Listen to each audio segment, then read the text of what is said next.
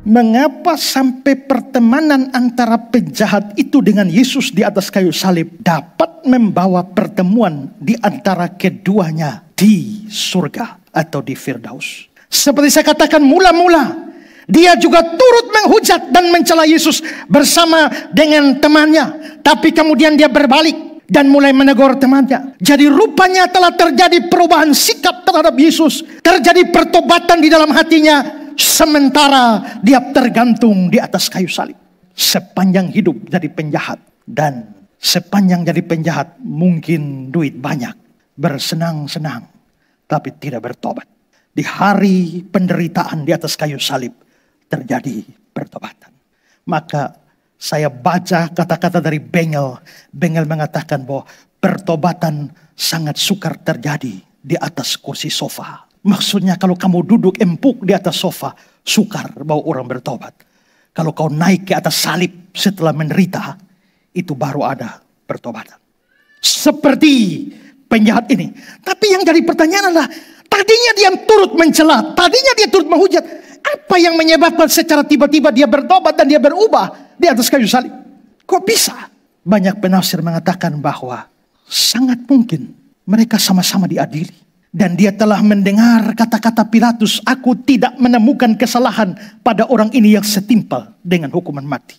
Dan selanjutnya, sementara dia sendiri disalibkan, dia melihat Yesus itu juga seorang teman sependeritaan. Biasanya, kalau kita lihat kayu salib begini, orang tidak pikul itu kayu salib dari ruang pengadilan ke sana. Tidak. Mereka hanya pikul yang horizontal. Tiang vertikal sudah tunggu di tempat eksekusi. Jadi kalau ada gambar pikul salib lengkap, tidak. Hanya yang begini saja. Yang tiang vertikal tunggu di sana. Begitu korban tiba, maka mereka mulai memasang kayu salib itu, memaku tangan dan kakinya. Lalu sebelum itu mereka mulai banting-banting dulu. Ya, kalau saudara jatuh begini, otomatis refleks tangan bergerak. Tapi kalau sudah disalibkan, paku begini mau jatuh itu pasrah sempurna. Hantam muka di situ. Mereka gali lubang. Dan dalam tradisi, mereka bukan orang-orang yang sopan. Kita ini kalau mau kubur mayat saja, orang sudah mati mau turun di lubang, hati-hati. Kiri, satu, dua, tiga, pakai tali. Tapi kita terlalu sopan sehingga orang yang tidak rasa apa-apa pun kita masih hati-hati. Kau buang saja juga tiba-tiba mayat tidak protes. Kalau dia protes lari semua sudah. Tapi ini orang di kayu salib, mereka bukan orang sopan yang kasih turun pelan-pelan satu, dua, tidak. Mereka ayo rame-rame angkat ini salib.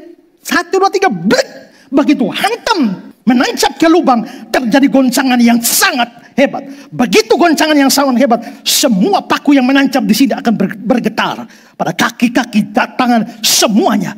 Dan itu menghasilkan kesakitan yang sukar dikatakan. Biasanya secara tradisi, pada momen seperti itu, orang-orang yang tersalib langsung mengeluarkan kata-kata hujatan dan makian yang paling hebat untuk para eksekutor. Mungkin juga penjahat itu melakukan itu. Tapi yang menyolok adalah Yesus tidak ikut kebiasaan.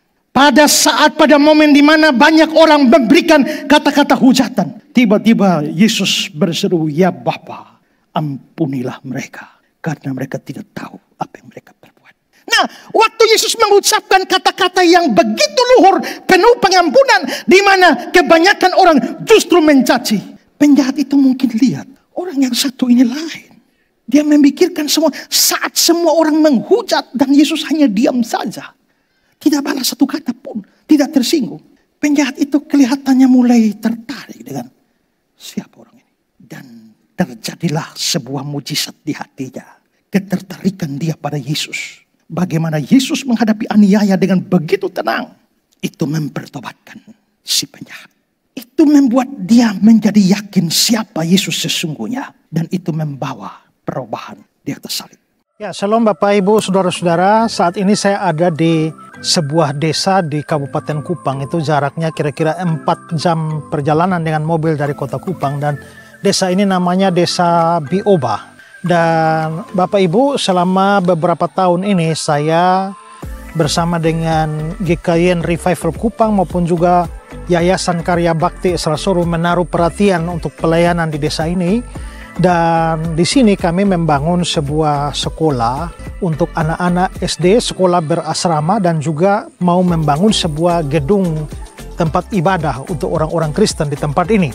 Dan Saudara, kalau saudara melihat di belakang ini adalah gedung sekolah yang kami sudah selesai membangun dengan 6 ruangan dan masih dipergunakan untuk murid dari kelas 1 sampai kelas 4, sementara 2 ruangannya dipakai untuk menjadi asrama buat anak-anak. Jadi di sekolah berasrama untuk anak-anak yang dilayani oleh Bapak dan Ibu Daniel yang sangat berpengalaman di dalam pelayanan berasrama. Nah, anak-anak yang menjadi murid-murid di dalam sekolah ini datang dari desa-desa sekitarnya, dan kami berharap bahwa ke depan itu ada menjadi pusat pendidikan Kristen di tempat ini.